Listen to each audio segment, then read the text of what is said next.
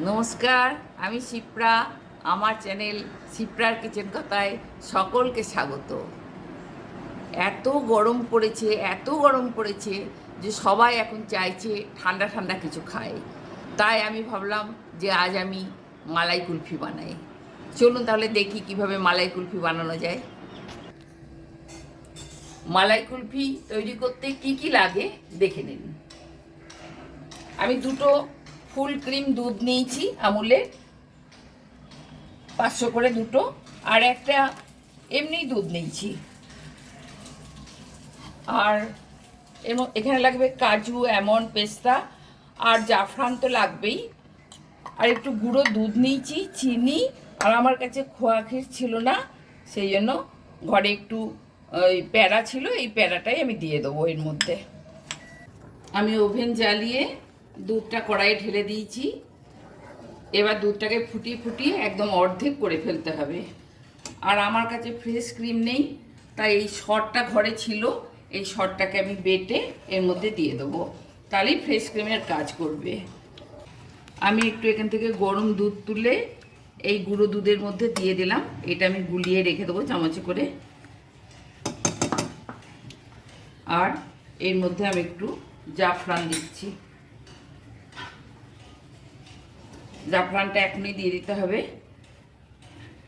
তাহলে কালারটা খুব ভালো আসবে, ফ্লেভারটাও খুব ভালো আসবে। আমি গুঁড়ো দুধটা গুলিয়ে রেখেছিলাম, এটা এর মধ্যে দিয়ে দিলাম। আর দুধের শর্টটায় বেটে রেখেছিলাম, এটাও এর মধ্যে দিয়ে দিলাম। আর কাজু, আমন্ড, পেস্তা এগুলো এর মধ্যে দিয়ে দিলাম, একটু নরম হোক এর মধ্যে। এগুলো দিয়ে আবার খানিকক্ষণ ফুটবে। তারপর আমি এর মধ্যে প্যারাটা দেব আর ছোটো এলাচের গুঁড়ো দেব। এবার আমি এর মধ্যে চিনি দিয়ে দেবো। এই ছোটো হাতার 2 হাতা 3 হাতা আর একটুখানি দিলাম। আর এই প্যারাটাকে একদম ভেঙে গুঁড়ো করে দিয়ে দেবো এর মধ্যে।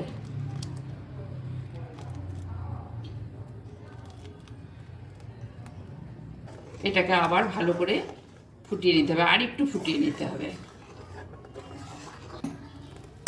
দেখুন একদম গাঢ় ক্ষীর হয়ে গেছে। এবার আমি এর মধ্যে একটু ছোটো এলাচের গুঁড়ো দেব। ছোটো এলাচের গুঁড়োটা কিন্তু দিতে হবে। এটাকে ভালো করে নেড়ে চেড়ে আমি গ্যাসটা অফ করে দেবো। এটা ঠান্ডা হয়ে গেলে তারপর আমি এটাকে কুলফির পটের মধ্যে ঢেলে আমি ডিপ ফ্রিজে 7-8 ঘন্টার জন্য রেখে দেবো। 7-8 ঘন্টার কমে কিন্তু কুলফি বসবে না। 7-8 ঘন্টা পর আপনাদের বার করে দেখাবো কুলফি কীরকম হলো।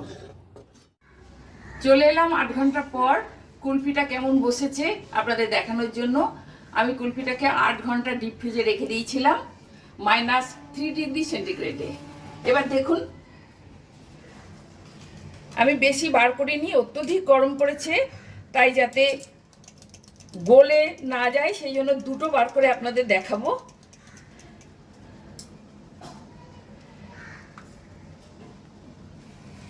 দেখুন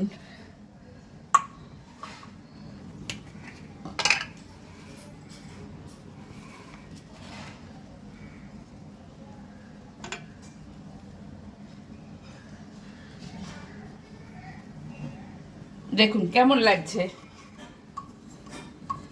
এইভাবে যখন গেস্টরা খাবে বা নিজেরা খাবো তখন বার করে নেব,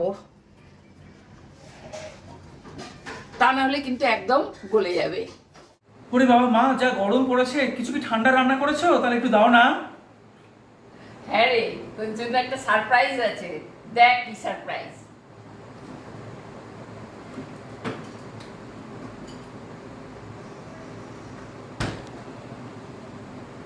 কিরে কেমন? আরে বাপরে, এ তো দারুণ জিনিস। এ তো হোমমেড কুলফি। উফ, এই গরমের মধ্যে এরকম ঠান্ডা হোমমেড কুলফি, মানে এর থেকে আরামদায়ক বোধহয় আর কিছু হতে পারে না। আর এটা আমার ভীষণ প্রিয়, অসম্ভব প্রিয় হোমমেড কুলফি।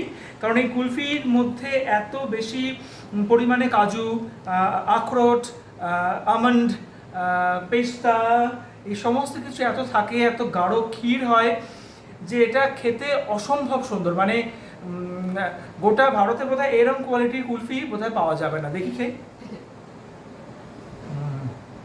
আমার ফ্রেন্ডসরা এসেছিল,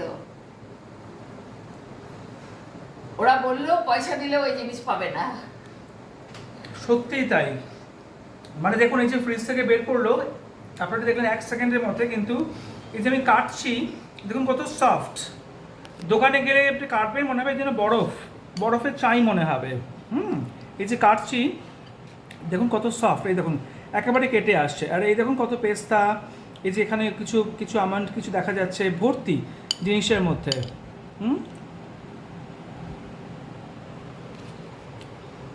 ভালো লাগছে? অমৃত। ঠান্ডার মধ্যে এইরকম খাবার অমৃত। গলায় টনসিল ফুললেও বারবার খাবো। থ্যাংক ইউ মা। কেমন লাগলো আপনাদের বলুন। যদি ভালো লেগে থাকে এইভাবে বানাবেন, খাবেন, লোকজনকে খাওয়াবেন, আর আমাকে অবশ্যই জানাবেন। আর কমেন্ট লাইক তো করবেনই, শেয়ার করবেন বন্ধু বান্ধবদের, সাবস্ক্রাইব করবেন, আর পাশে থাকা বেল আইকনটি প্রেস করে দেবেন। কেমন? তাহলে আসি।